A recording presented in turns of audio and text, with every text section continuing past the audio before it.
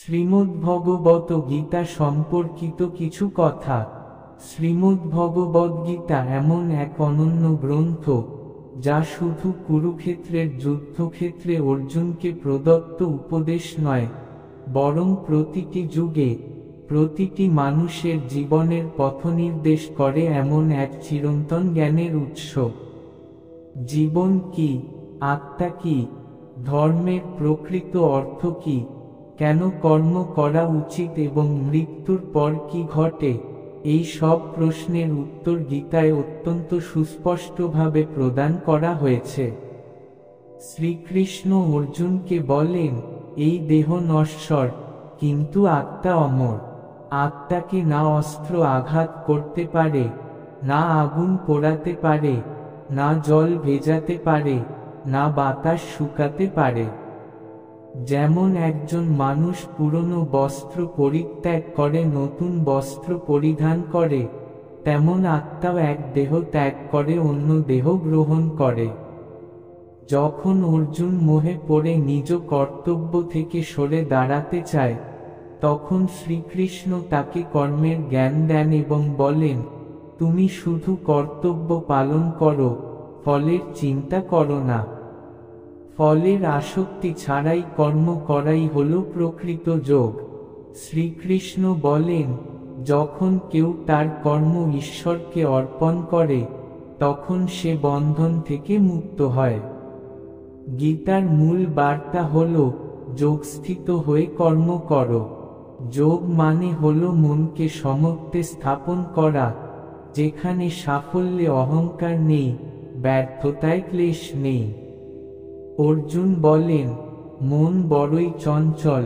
তখন শ্রীকৃষ্ণ বলেন, চেষ্টা ও অনুশীলনের মাধ্যমে মনকে নিয়ন্ত্রণ করা যায়।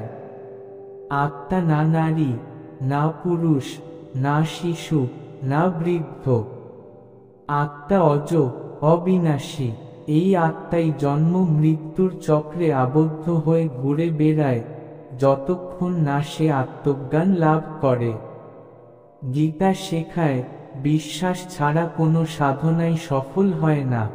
যে ব্যক্তি বিশ্বাসের সঙ্গে গীতার উপদেশ শ্রবণ করে এবং জীবনে ধারণ করে, সেই সত্যিকারের যোগী। শ্রীকৃষ্ণ বলেন, যে যেমনভাবে আমাকে স্মরণ করে, আমি তেমনভাবেই তাকে আশ্রয় দিই। আমি সকলের হৃদয়ে অবস্থান করি। জ্ঞান, স্মৃতি এবং সংশয় সবই আমি প্রদান করি। যে ব্যক্তি ঈশ্বরকে সকল কর্ম উৎসর্গ করে জীবনযাপন করে, সে সর্বদা আনন্দে থাকে। গীতা শেখায়, মোহ, লোভ, রাগ ও ভয়, এই সমস্ত অন্ধকার আত্মজ্ঞান দ্বারা দূর হয়। অর্জুন যখন শ্রীকৃষ্ণকে জিজ্ঞাসা করেন ঈশ্বররূপ কেমন, তখন তিনি তাকে বিরাটরূপ দর্শন করান। সেই রূপে সমস্ত দেবতা, ব্রহ্মা, শিব, অগ্নি, বায়ু, জল এবং সমগ্র বিশ্বজগৎ অন্তর্ভুক্ত ছিল। সেই রূপ দেখে অর্জুন স্তব্ধ হয়ে যান এবং শ্রীকৃষ্ণকে সর্বশক্তিমান, সর্বব্যাপী পরমাত্মা রূপে উপলব্ধি করেন। শ্রীকৃষ্ণ বলেন, যে ব্যক্তি আমাকে জন্মহীন, অনাদি, সর্বেশ্বর বলে উপলব্ধি করে, সে মৃত্যুর সময়ও আমাকে স্মরণ করে এবং মুক্তি লাভ করে। মৃত্যু কোনো শেষ নয়, বরং একটি নতুন সূচনা। যেমন সূর্য অস্ত যায় এবং আবার উদিত হয়, তেমন আত্মাও এক জীবন ছেড়ে আরেক জীবনে প্রবেশ করে। যে ব্যক্তি মৃত্যুর সময়ও কৃষ্ণের নাম স্মরণ করে, সে মোক্ষ লাভ করে। তিনি বলেন, ভক্তাহমিকা গৃহ্য, আমি কেবল ভক্তির দ্বারাই লাভযোগ্য। এই ভক্তি হতে হবে নির্লোভ, নিঃস্বার্থ ও পূর্ণ সমর্পিত। শ্রীমদ্ভগবদ্গীতা কেবল একটি ধর্মগ্রন্থ নয়, এটি জীবনচর্চার এক অনন্য দর্শন। এটি কেবল আমাদের শেখায় কিভাবে বাঁচতে হয়, তাই নয়, শেখায় কিভাবে মৃত্যুকে গ্রহণ করতে হয়। গীতার মাধ্যমে আমরা আমাদের অন্তরের দ্বন্দ্ব, মোহ ও সংশয়ের নিরসন পাই।